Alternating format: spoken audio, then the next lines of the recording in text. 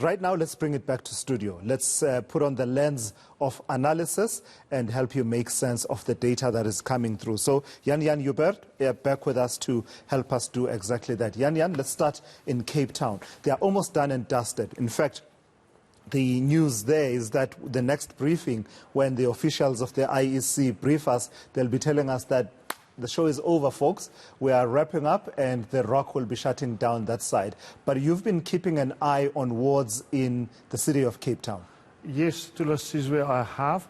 And the point with this is to remember that these are not stock exchange prices that we are watching passing over our screens. These are real people who live in real places, voting their dreams and their fears. So let's try to make sense of where specifically the much discussed coloured vote went. Now, people tend to say the Cape Flats, and they mean coloured people. The Cape Flats is not a uniform community. But let us start in what is always seen as the heart of the Cape Flats, which is Mitchell's Plain. Right, and we're going to the ward there in Tafelsig, Mitchell's Plain. That is the ward between AZ Berman Drive and the sea. Now, Tafelsig, Mitchell's Plain, Democratic Alliance takes 62% of the vote. Second place, the Cape Coloured Congress, 11%. Third place, Good, only 8%. Where is the ANC? This is within a stone's throw from the birthplace of the UDF. The ANC is not on the board. Because Cape Town hasn't finished counting, we can't go further than third place. The ANC in Mitchell's Plain is hardly there. Now we go to another part of the Cape Flats. And this is another area that people will know well. It's well known, unfortunately, for gangsterism and death, and that is Manenberg. Now, why did I choose Manenberg? This is in Ward 30. Because the ANC sent all sorts of people from different parts of the country trying to get that coloured vote in Manenberg. And they said, this is the ward where we're going to unseat the DA. And we hear it every time. People come from everywhere. As a beachhead kind of analogy, that this is going to be our staging. This is our breakthrough. Fight through. Well, let's just see what happened in reality. Now, we know that in Tafelsig, the ANC is somewhere below 8%. Look, that effort paid off. They got 10% of the vote in Manenberg. That place they were going to win. The DA got 60%. And Good got 6%. So that coloured vote at this stage is a DA vote, but not to the extent that it was. Both Manenberg and Tafelsig used to be 80% DA areas, 84% DA areas. They're now 60%. This is the splintering of the coloured vote. It went to the Cape Coloured Congress, it went to Good, and it went to eCOSA, it went to a raft of parties, the Patriotic Alliance. So that's what happened in reality. When people discuss this vote, you will hear them speaking a lot. That's the actual figures. Generalizations are problematic. And this is the best example that people are not, they don't go in one direction simply because, you know, of pigmentation. Quite right. And melanin content. Absolutely. Right. Everyone decides for themselves. So while we're talking about that, it would seem then that the big political parties, the DA and the ANC in particular, are firmly in reverse gear in this election. But who's moving forward? Who's in forward-moving gear?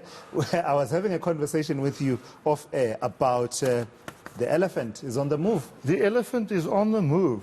The elephant is running from the Ndumo Game Reserve, and it is running south. And it is called the eNCA Freedom Party.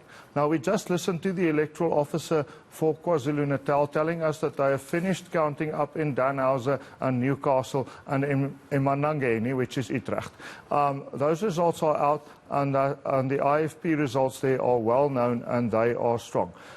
What we are seeing is that the IFP is probably going to be ruling 5 of the 8 district councils in KwaZulu-Natal. So, yes, that is one of the stories of the election. And you know, Sizwe, it's something that you and I are not going to be able to figure out here and now.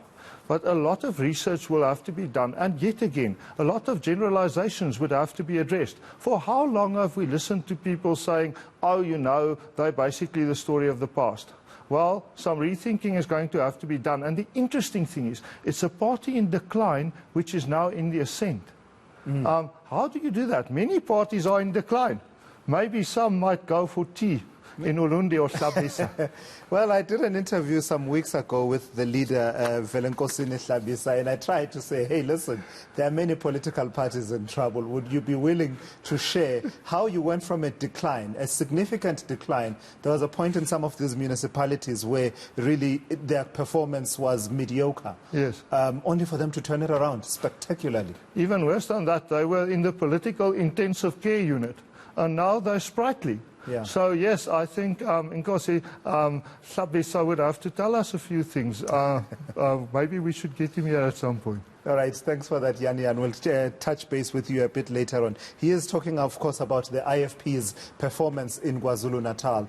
We've been talking about a red wall. The color that the IEC uses to denote the IFP, I'm not good with colors, but I believe it's beige, a shade of brown at least. Let's leave it there. It's a shade of brown, and you are seeing it if you're looking at the map there, stretching all the way from Umhlabuyalingana, Jozini, Upongolo, Nongoma, Ulundi, Hlabisa, you name it, all the way to areas around Ngotu, including Nkandla, including that famous ward, including the voting station of former President Jacob Zuma.